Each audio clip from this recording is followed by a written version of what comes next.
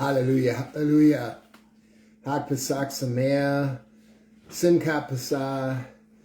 We're just really grateful for this Passover season and that we're able to continue to celebrate Yah in offering up his only begotten Son, YAHusha Ha'MashYAHch, and allowing him to be the necessary replacement to an animal lamb by being a perfect human lamb, and that ultimately did not, it actually changed or revised the contract with man from the Moshiach contract with man to the Yeshua or Yeshuic contract with man.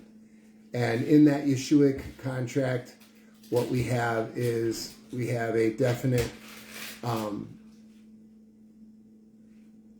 should I say, revised agreement where we no longer needed animal sacrifices. So even though we do the lamb, and we do it throughout the entire season, we don't just do one Seder meal. We serve lamb throughout the entire time. We had gyros the other day, and and we got lamb going in the background right now. We bought over $100 worth of lamb, about $125 worth of lamb for this season specifically. And then we eat it a bunch of different ways. So yeah, we have the body, which was broken for us. His body was broken, bad, big time, right? And I would recommend that you watch The Passion of the Christ by Mel Gibson to kind of get an idea of just how bad, because it's hard for people to picture just reading it, how bad it really was. And then realize that his blood was also, poured out for the remission of sins. And there is no remission of sins. You can't remit sins without the shedding of blood. So the blood and the body are very significant. This is something that is not a suggestion. It's not a recommendation. It's a contract revision. In other words, it's a commanded instruction of something that we do. Now, it doesn't say specifically how often, but definitely is important. So I'm going to go ahead and ask Sand if she wants to reach her hand in front of the camera and grab her little portion. She's in the background cooking up the lamb right now, and if you'd like to take your glass right away as well. And we're just going to say, break. This body was broken, so we're going to break it, and we're going to eat it.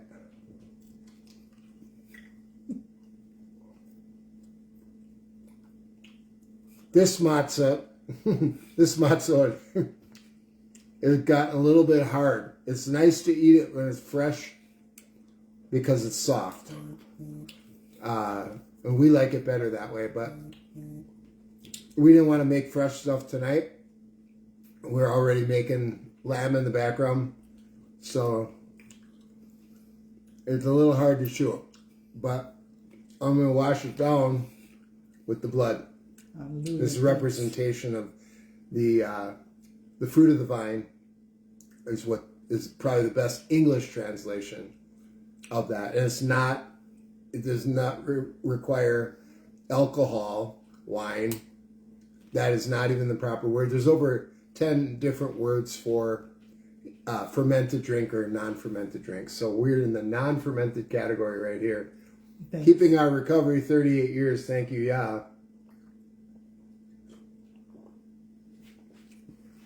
So, yeah, we love you, and really glad that you guys are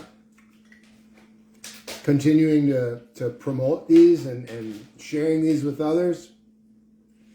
It's all about your own personal home of shalom, your own personal house of worship.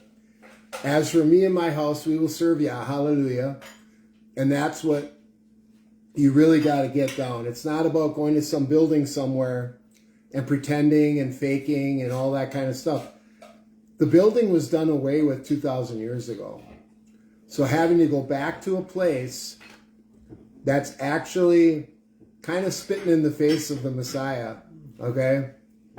Nothing wrong with fellowshipping. I'm not forsaking fellowshipping. Don't get me wrong.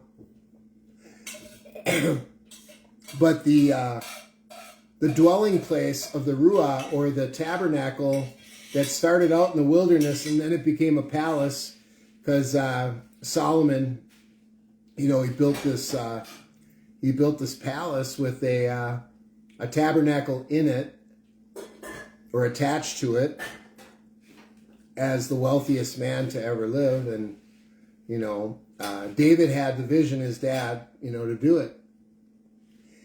In our contract revision in the 7th, that's all in the 6th revision. Ours in the 7th, we become the tabernacle. Okay? He comes to dwell inside us. And I encourage and welcome him in every day. And I'm going to ask that you would do the same. He wants to live inside you. He also wants you to clean your vessel out. He wants you to crucify your flesh. He wants you to win over sin. He cannot dwell in an unclean tabernacle. So you're going to have to clean up. You're going to have to begin your transformation. And this is all scriptural. You know, I don't care what, you know, the pastor down the street has to say. I can have a study with any one of them if they want to sit down and study. And I can punch holes in this false doctrines and false teachings very easily. So it's about you. It's about you and your relationship with him, you letting him in, and then bringing him into your home of shalom. Hallelujah. So, again, Hak Pesach Sameach. We're almost done with the 7-day Feast of Unleavened Bread, but we're grateful that we've been able to really have a great one.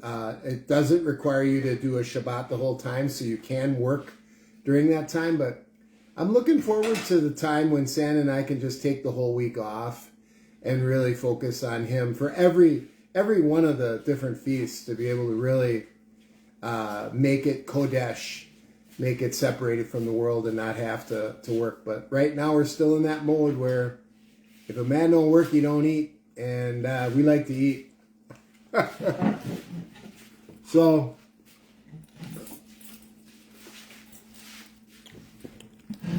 I love you.